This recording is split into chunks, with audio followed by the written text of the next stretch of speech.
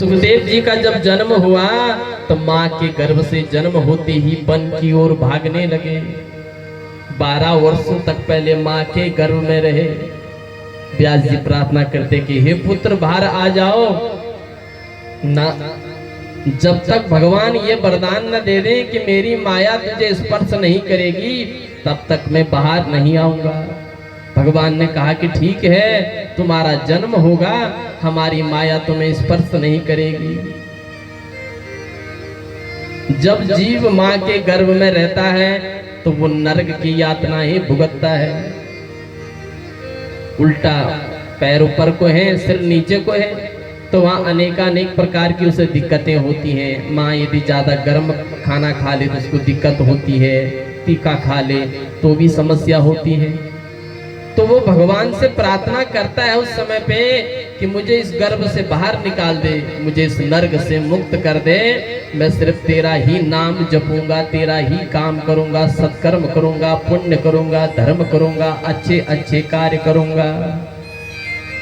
भगवान कहते हैं ठीक है।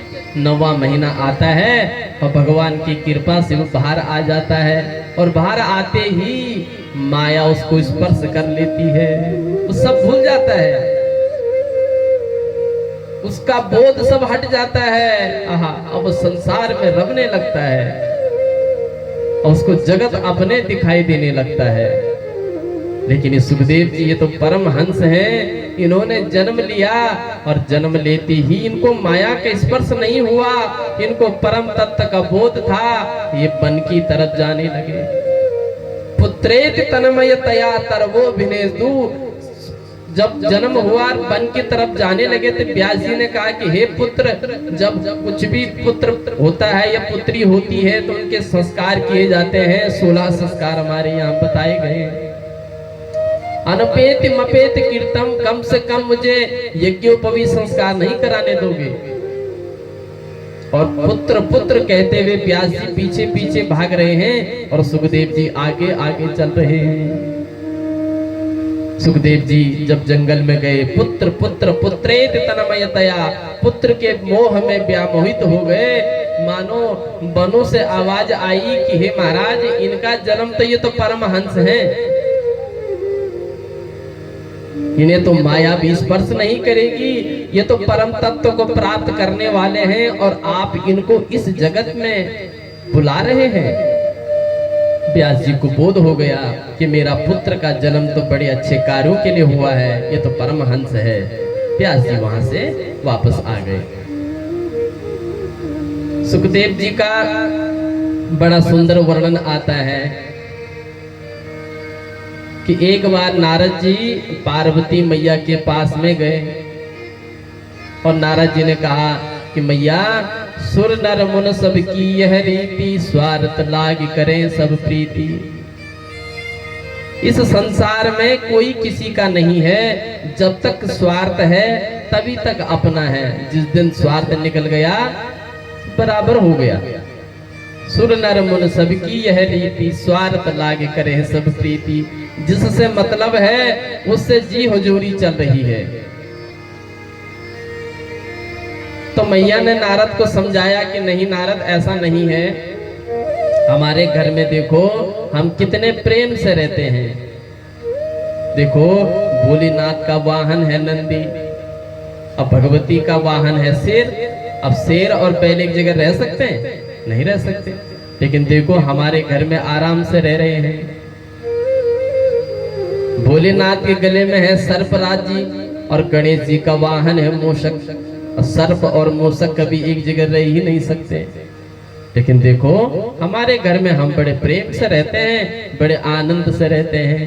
अब नारद जी ने भी मन में सोचा कि आज इनके यहाँ खटर पटर न कराई तो मेरा नाम भी नारद नहीं। कहा अच्छा, तो भोलेनाथ इसका मतलब आप सब बहुत प्रेम करते हैं? तो भवानी पार्वती ने कहा कि हाँ, मेरे भोलेनाथ तो किस मंत्र का जाप करते हैं मुझे वह भी बता देते हैं। तो नारद जी ने पूछा कि मैया आपको पता है क्या, जो भोलेनाथ के गले में नरमुंडू की माला है वो किसके मुंड है? पार्वती मैया चक्कर में पड़ गई कि ये तो मुझे पता ही नहीं। नारद ने कहा क्षमा करना मैया, लेकिन आपको कैसे नहीं पता? अरे बोला मैंने कभी पूछा नहीं। तो नारद जी ने कहा कि आपने पूछा नहीं, लेकिन भोलेनाथ को बताना चाहिए था। प्रेम में तो कोई भी बात नहीं छुपाई जाती है। अब माताओं का स्वभाव होता है कि थोड़ी सी कोई बात उनसे छुप जाए तो उनका मन दुखी जल्दी हो जाता है, क्योंकि वो भावुक होते हैं। पार्वती मैया ने कहा कि आज तक मैंने ये बात कभी सोची नहीं कि इनके गले में नरमुंडू की माला है, वो है किसकी? और महाराज जी ने भी कभी बताया नहीं। इतने में बम बोले, भोलेनाथ जी आए और नारद जी बोले कि प्रभु प्रणाम, मैं जाता हूँ, मुझे अभी जो है और जगह भी जाना है। अब मैया नाराज हो गई बाबा से। तो जब नाराज हुई तो भोलेनाथ ने कहा कि देवी क्या बात है, क्या हुआ?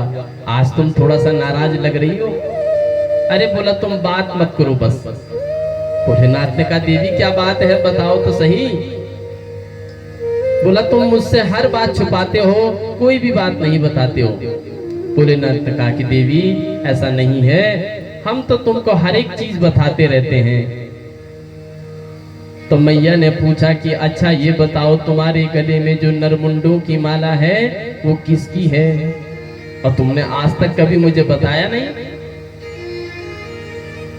तो बाबा ने कहा कि देखो देवी, ये चरित्र कभी तुमने पूछा नहीं, हमने बताया नहीं।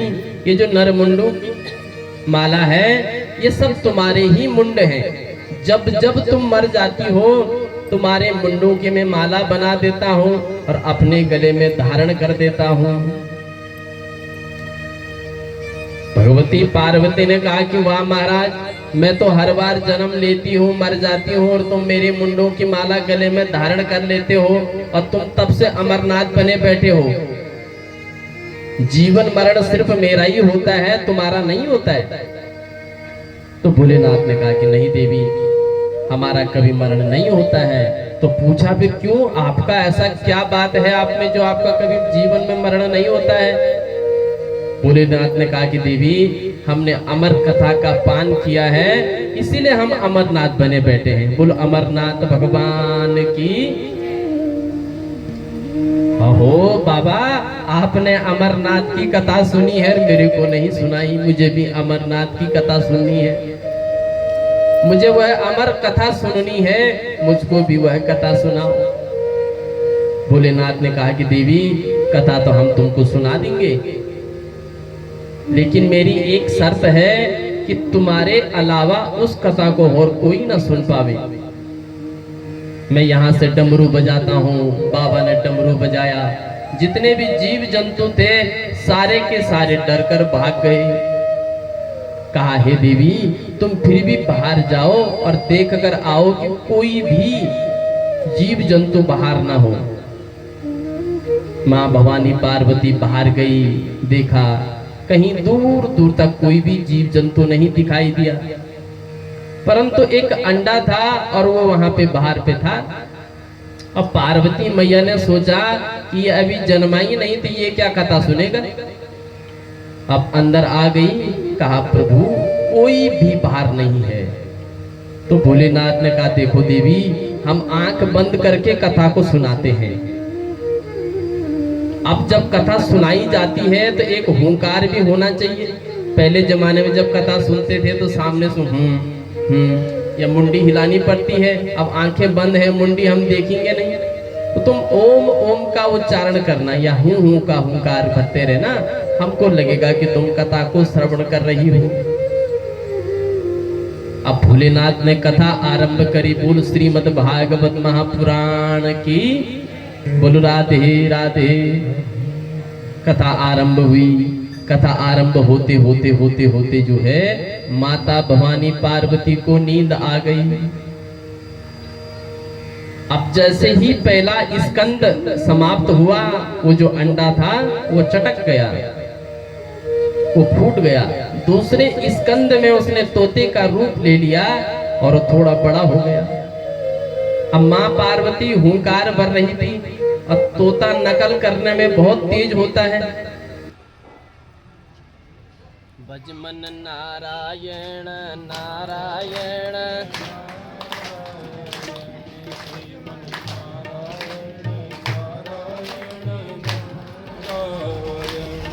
श्री नारायण नारायण